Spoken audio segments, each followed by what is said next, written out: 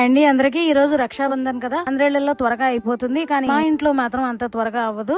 ఎందుకంటే 7 రాఖీలు కట్టాలి, అది కూడా ఒకటే కోలాహలం. ఇదేమో అన్నయ్యకి, మేమిద్దరం డిజ్జి లీలా జాసు 3, రౌడీకి మళ్ళీ మేము కట్టడం త్వరగానే అయిపోయిందండి. కానీ రౌడీకి కట్టేటప్పుడు రాఖీ వద్దు, అక్షంతలు వద్దు, హారతి వద్దు, అన్ని కండిషన్స్ ఫ్లై అన్నమాట. స్వీట్ మాత్రం కావాలి. డిజ్జి పెద్దది కదా అని చెప్పేసి ముందు తనని పిలిచినందుకు జాస్మిన్ కి కోపం వచ్చేసిందండి. స్వీట్ తిననంటే తిననంది, అలిగింది, పొట్టి ముఖంది, బుడంకాయ. ఉండడానికి కూతురు ఉంటుంది కానీ చేసే పనులు మాత్రం బాబోయ్. ఫోటో చూస్తే అంత హారారుగా వచ్చిందో. గ్రూప్ ఫోటో రావడానికి చాలా కష్టపడాల్సి వచ్చింది. మాకు వాటికి ఏ జన్మ రుణమో తెలియదు. ఎప్పుడైనా సరే బిడ్డలా చూస్తేనే పెంచుకోవాలి, లేకపోతే పెంచేవద్దు.